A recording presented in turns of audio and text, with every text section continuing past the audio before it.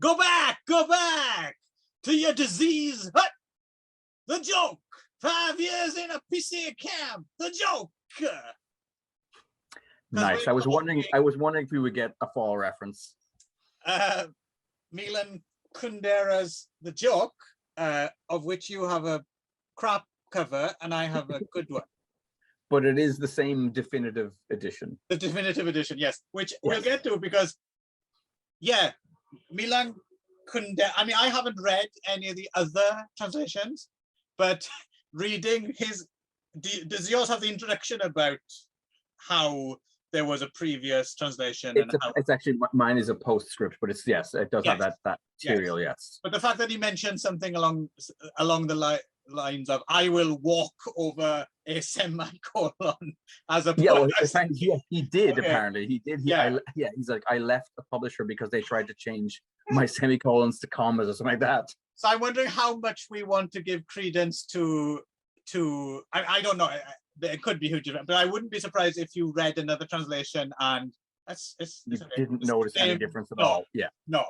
Although apparently the earliest versions did actually reorder the sections completely and things like that. So that would make a difference. Yeah. Yeah. Yeah. So yes, Milan Kundera, Czech writer, exiled to France from 1975. I was going to say, he almost like he refuses to see his work as Czech writing, right? He considers himself to be a French author now. Yeah, and demands to be placed in the French literature sections of bookshops. I'll say up front, Milan Kundera, regardless of what you might think of him as a writer, sounds like a pain in the ass, doesn't he? He sounds like that guy who Milan's coming. Shit.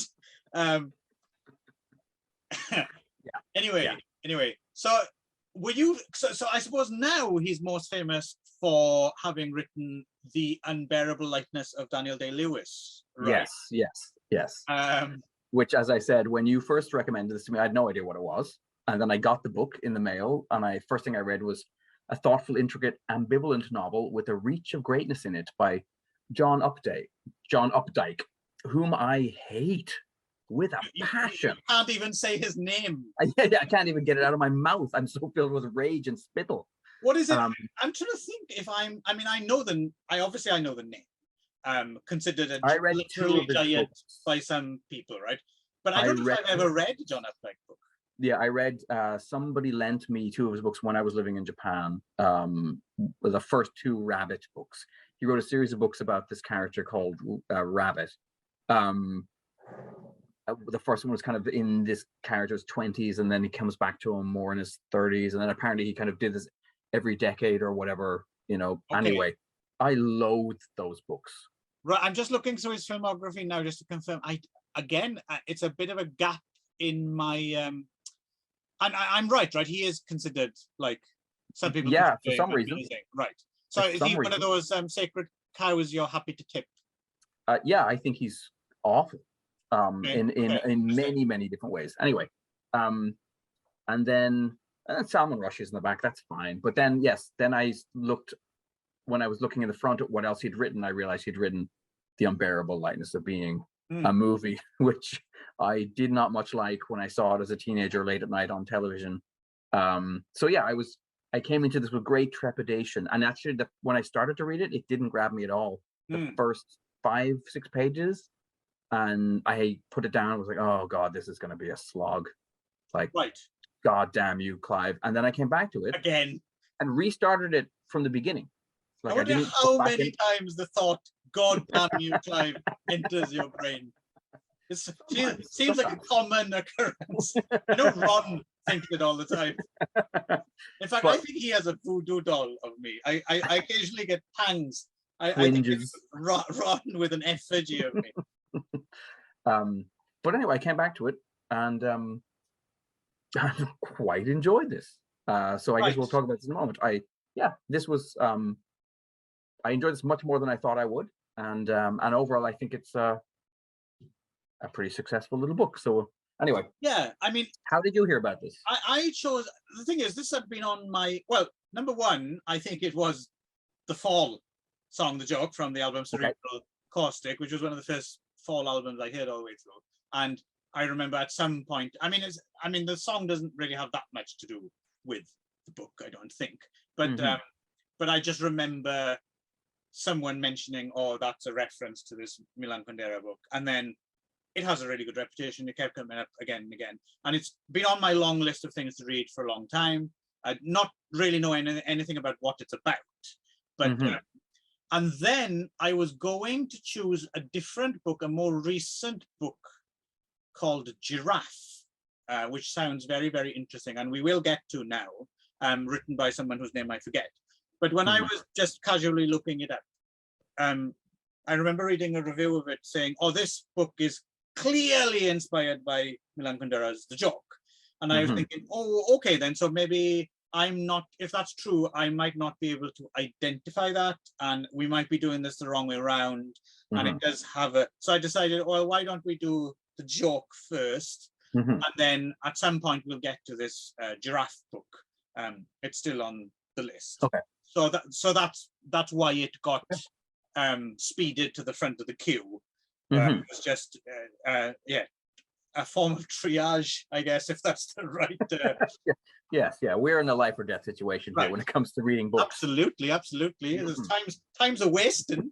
I've still never read a Jane Austen book. I mean, still don't feel any great. I don't think I have either. I think I've seen several movies and TV series based upon her works. Thanks to being a married man. But I don't think I've ever read any of her books either. I don't think I've read more to the point. I don't think I've read the name's gone out of my head. Wessex Tales, Thomas Hardy. I think I might have read The Mayor of Casterbridge, and I don't think I liked it much. Is that Thomas Hardy, or is that someone else? I think it's Thomas Hardy. Anyway, all these mayors, priests, vicars of different parochial, all those names blend into one. And I'm not sure which is the mayor of Casterbridge and which is, the vicar of Dibley. Anyway, back to the matter of hand. Yes. So from what I was reading, the plot does seem somewhat semi-autobiographical. Yeah. So, it was turned into a movie. I guess we should mention that when I was a kid, there was a country called Czechoslovakia, which no longer appears on maps, which is one of these things that's fascinating. Yes, it is fascinating to me that like when the whole of Eastern Europe, to be honest, because I left Europe in '89, kind of right before the fall of the Berlin Wall, and the whole of Eastern Europe reformatted, kind of like a rejigsawed. And then I got no idea what's going on there. I've gone 5 minutes and you fecked up the place.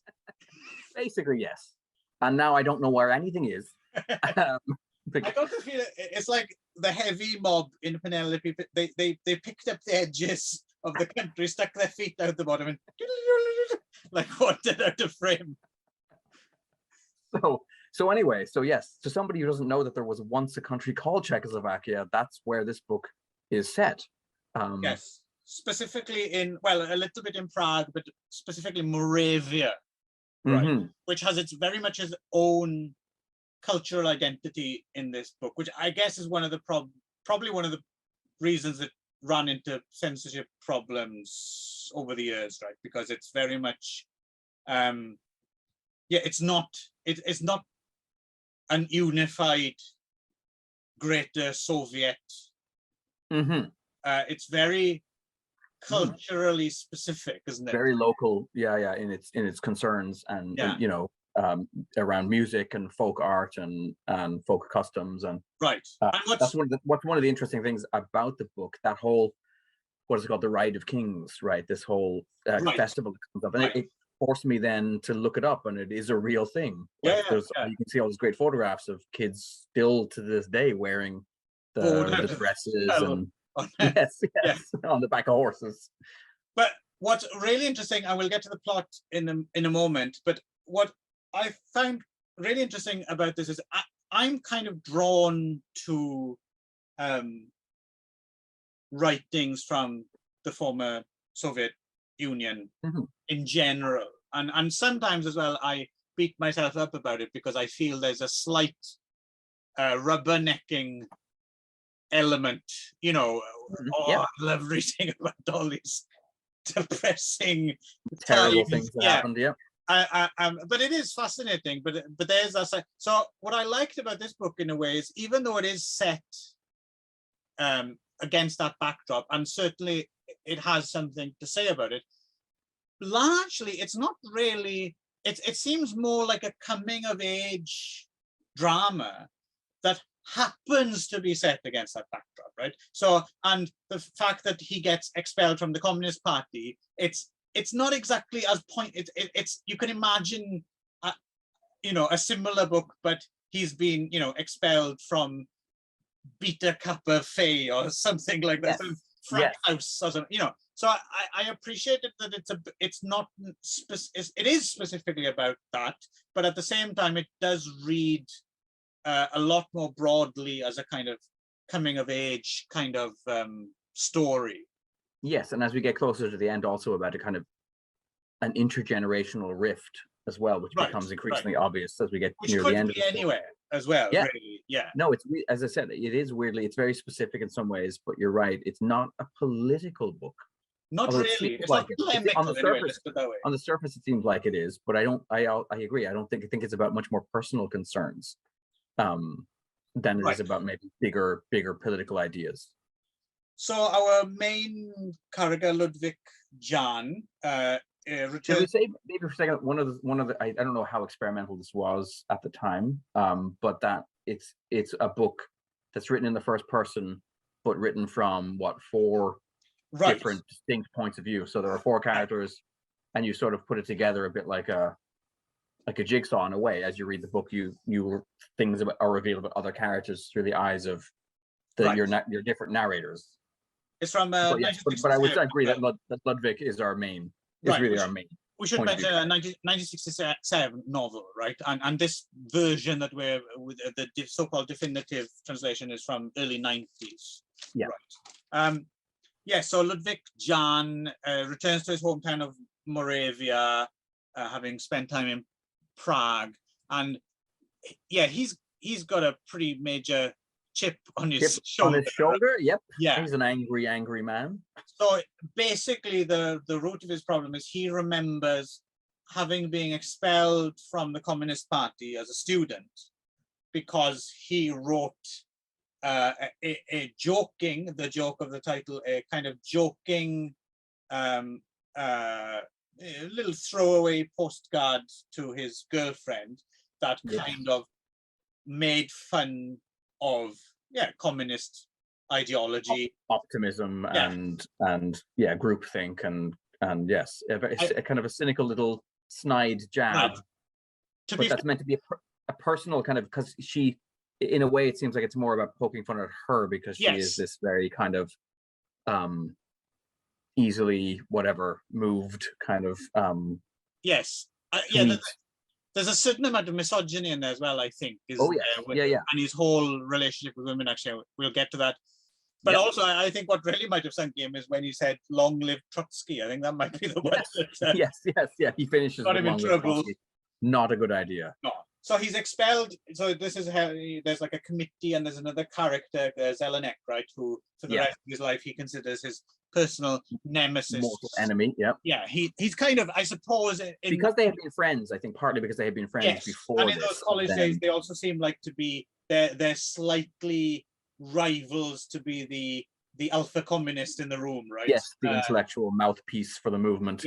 Yeah. So he feels betrayed by they basically have an intervention and they check him out the party. Yes, and he's particularly that there's 100 people in this room and every single one of them puts up their hand in agreement that will be, and he really loses. He becomes, maybe he's a misogynist before, but now he becomes a misanthropist. He loses all faith in people.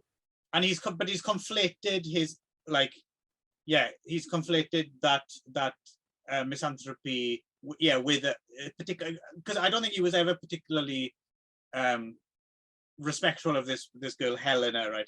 He sees her as a bit of a ditz, right? And this kind of confirms it because she's there putting her hand up as well, right? While at the same time saying all this stuff about how she's going to stand by him. But you know, she is essentially the swing vote that gets him kicked out. And then it's not just that because he's kicked out of the Communist Party, that also no longer makes him exempt from being in the military, right? So he ends up he's kicked out of the university at the same time as he's kicked out of the party. Yeah. And then nowadays out of the university and the party, now he has to go join the military, and he has to join a particularly egregious part of the military, basically, with the political, well, you know, the people they don't trust. Yeah, or children of dissidents, and ends up working in some mines as well, right? And very kind of unsanitary conditions. So basically this one misstep has kind of totally ruined his life, right? And he takes no responsibility for it. That's the thing. From the beginning, he doesn't think that this might have been a stupid thing to write. Don't get me wrong, I'm sympathetic with him to a certain extent, but also, you know, it's everyone else's fault except his, isn't it? Yep. Yeah, no, he's an interesting character. He's not particularly likable, for sure. I actually, reading this, I felt sure, this is one of those horrible, self-loathing characters that Nick likes. Like, this is a very Nick book, I thought. Our protagonist is a very much the kind of guy you like reading about. Self-pitying wanker. No, but you do like these kind of books. Is it not true? I sometimes do, but he seemed a bit of a dick, and particularly because of the way he sets about revenging himself or addressing this imbalance or whatever it is. Like, it's a dick move. Oh yes, spectacular dick move, right? And so it bleeds him of any sympathy you have as the book goes on, and you know, and you realize what he's up to, and also his treatment of, because there's also this whole, you know, there's a few moments that are worth talking about in that when he's in this sort of the black insignia military corps or whatever, and you know, at the beginning they're given a certain amount of freedom, and then a new kind of young commander comes in, or commandant comes in, who's a kind of a stickler and a dick, bit of a martinet, isn't he? Yeah, and wants to kind of make himself seem like he's strong, and you know, and so he at one point this doppelganger character who shows up, this other young guy, right, who is also a party man, because that's the thing. At this point, Ludwig still considers himself a communist and feels like, I'm in the wrong place. Like, this is not fair. I shouldn't be with these other scum, right? Yeah. And this other guy comes in who's even more so a party man, and he's devastated, and it almost becomes a bit of a Full Metal Jacket situation, where this guy is just broken down, you know, by this process of being in this place, right, and ultimately commit suicide, right? Like, it's quite a. Well, it's interesting as well that you mentioned that because I think that's the thing that happens again and again in this book, is when it begins with Zdenek, and then that character, then towards the end with Zdenek again through the eyes of Zelenek's young girlfriend, as he keeps being shown to be, no, you're not that different from this person. You're just not a very good version of it. Like, whereas he wants to think of himself as, you know, no, I'm a totally different, I'm a unique person, and totally, and no, you're just like these other guys, really, but you fucked up. You're just not anywhere near as successful as being this person. And plus, why would you want to? I mean, it's in some ways it's a fairly depressing novel, because it's a book. It's a book about someone who's dedicated their life to a certain type of revenge, which is totally unsatisfying, and more than that, actually brings home, my God, I totally wasted my life in resentment, and it's marinating in my own hate. Yeah, there's a line, isn't there, something like, life without forgiveness is hell. You're living in hell, right? That's it. Which is a great line, I think. Paraphrasing, but along those lines. I mean, God forbid if I put a semicolon in the wrong place there. Sorry, Milan. Yes, he'll be. Oh, this translation is shit. You must start again.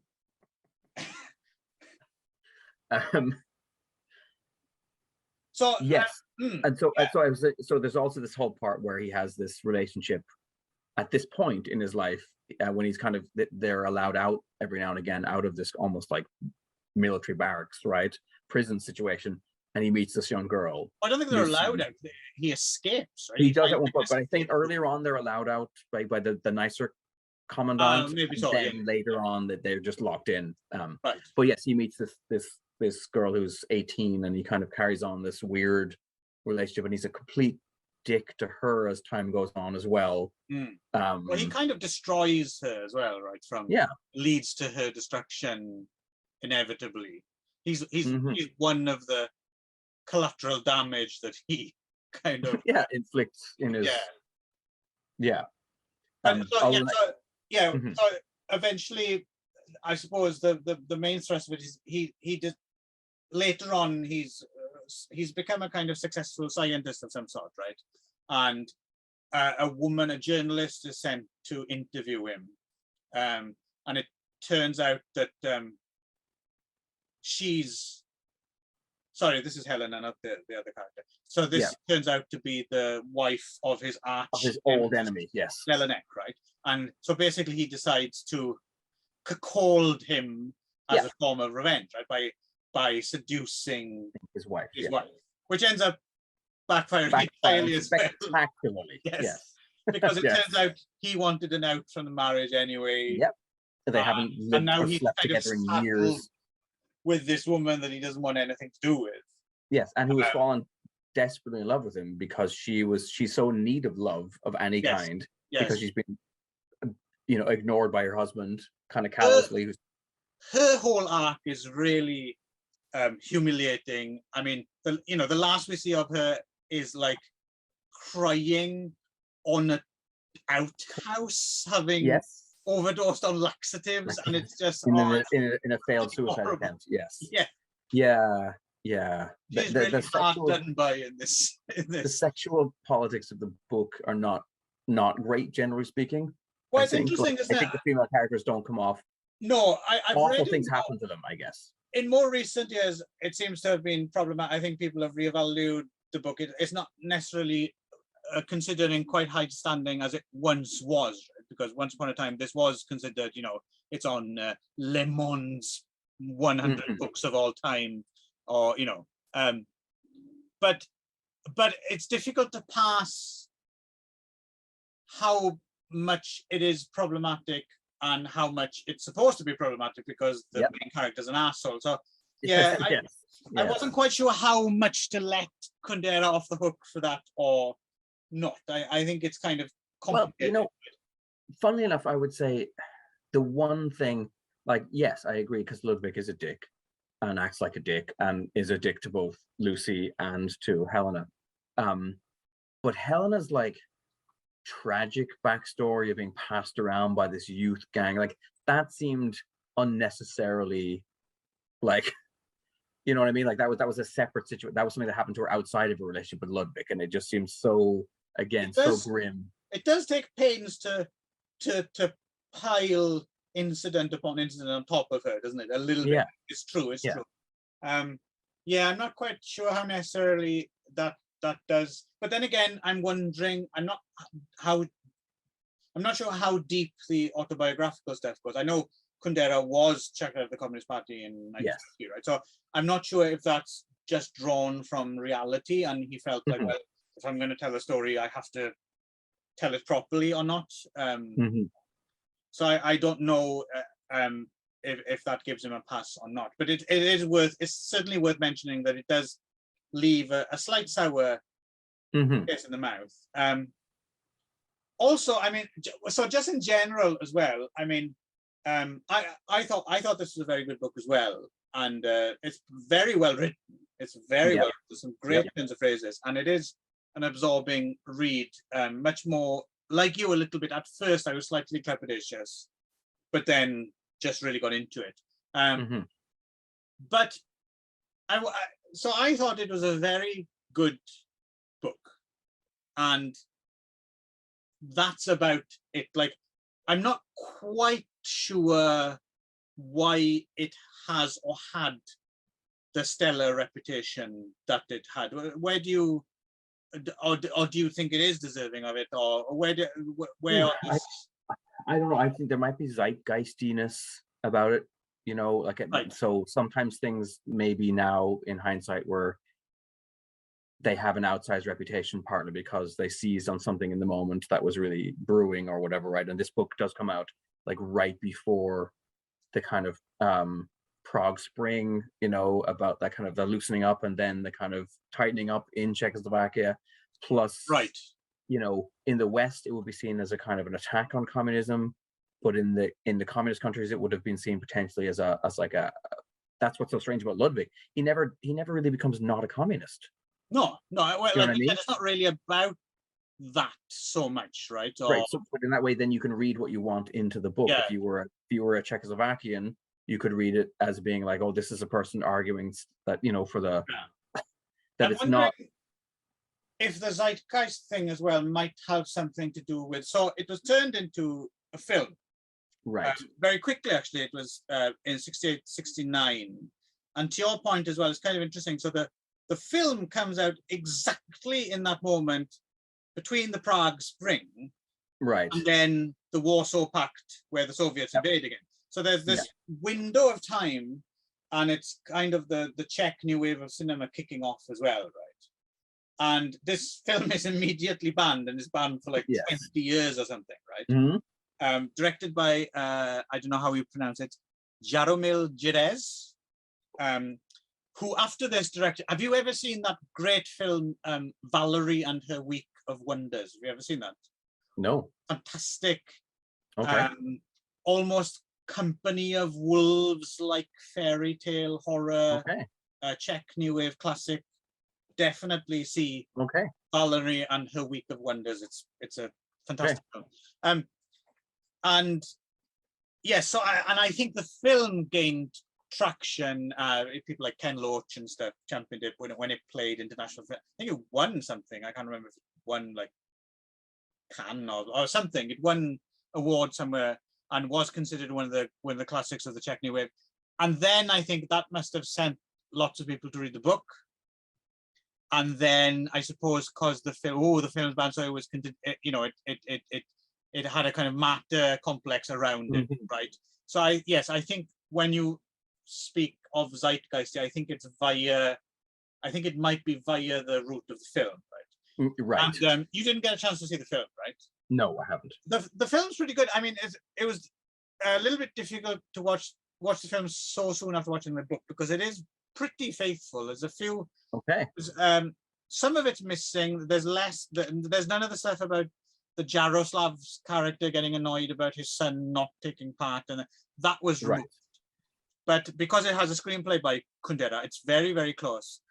It stars this guy called Joseph Sommer, who he's got to be king of the comb-overs in this film. His comb-over is epic. If for nothing else, watch this film for his comb-over. It's the most epic comb-over I think I've ever seen. Does he play Ludwig? Yes. Okay. I didn't picture Ludwig with a comb-over at all. You will after seeing this film. It's just, wow. Epic comb-over. Don't they call it the barcode in Japan? I remember the barcode. Yeah. It's a great name for the comb-over. So it's a pretty faithful adaptation, and I can imagine if you'd have seen the film just straight up and not known the story before, it's certainly a good film and it's very good adaptation. But yes, I think that might be you might be onto something there. Things have moved on a little bit, and now on a wider timescale, the joke maybe isn't up there with the greats of literature anymore. But it's a good read, isn't it? It is, and you know what? It works in its philosophical stuff well. You know, like sometimes you're reading a book and like you can hear the gears grinding almost on the page when, oh, this is what the author wants to tell me, or this is the message, or you know what I mean. Right. And it never does that. It's very smooth by going between, you know, the events of the story and then these moments where the characters have these bigger thoughts about Czech, you know, about communism or about the individual or about revenge or about, you know, Czech folk art or whatever it is, right? But there's quite near the end, you know, there's this quite, you know, powerful moment where he goes, yes, suddenly I saw it clearly. Most people deceive themselves with a pair of faiths. They believe in eternal memory, of people, things, deeds, nations, and in redressability of deeds, mistakes, sins, wrongs. Both are false faiths. In reality, the opposite is true. Everything will be forgotten and nothing will be redressed. Right? This is, it's great because it is kind of true, right? Like that, like he's so hung up on this thing that happened to him in this one specific moment, in this one specific country, in this one specific time period, on this one political context, and his whole life has been built around anger by this thing. And then he meets this young girlfriend of his hated enemy and realizes that, yeah, as you mentioned, she sees no difference between them. They're both products of the same time period. They're both relics of the past, right. And relics of a time that is no longer here. And then the idea that, like, he has this realization that he's like, the time to have dealt with this was when he was expelling me. I should have punched him in the face in that second.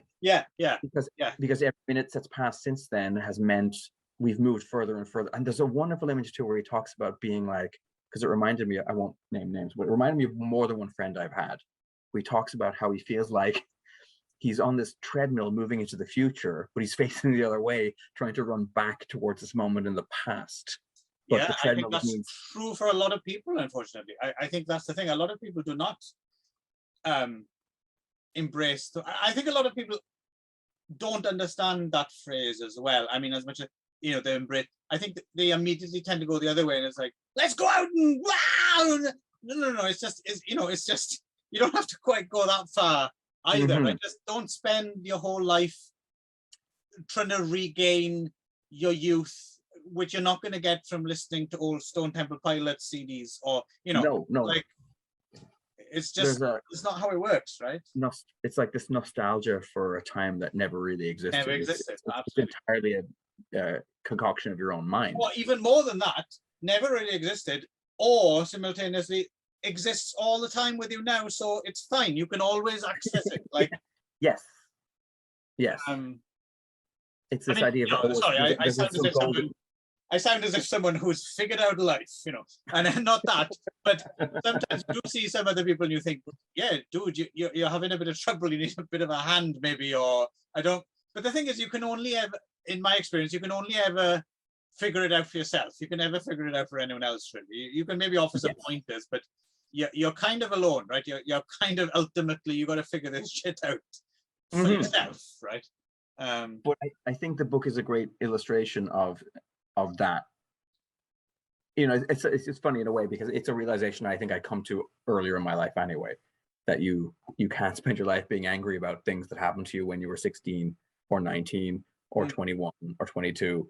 That at a certain point you have to forgive or move on, right? And just be like, and to see yourself as the villain too, to know that you are that person to somebody else. Absolutely. That there's other people that are like that, like Nick, what an asshole. Exactly. They have the same.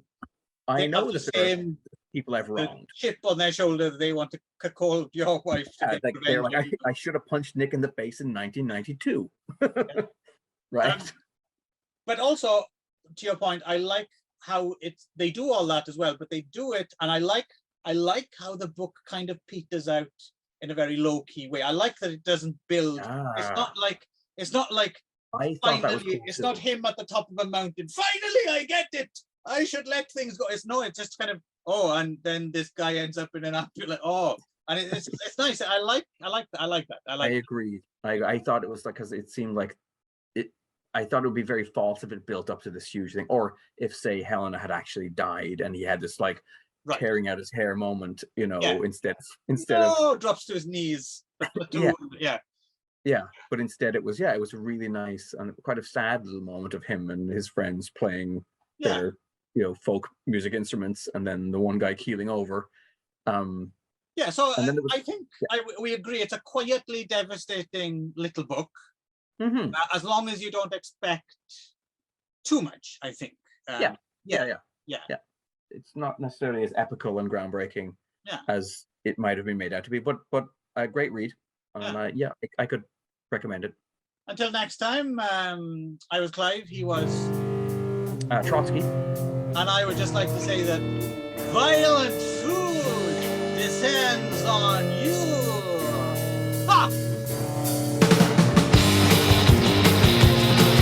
Go back to your disease, but control room. Don't be nice about it. Just spit it back.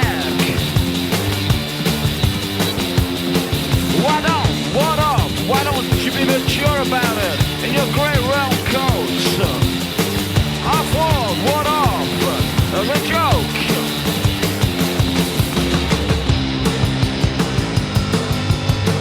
Violent food descends over you.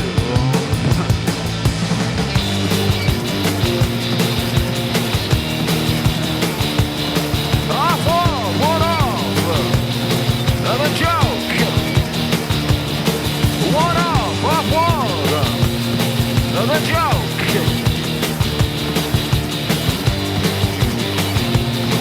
The joke. 5 years in a PC camp.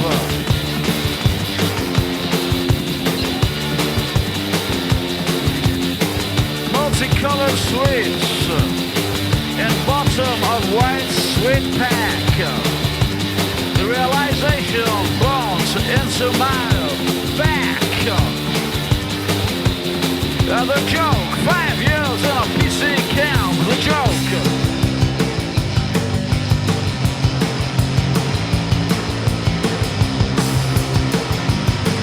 Violent food descends over you. The joke.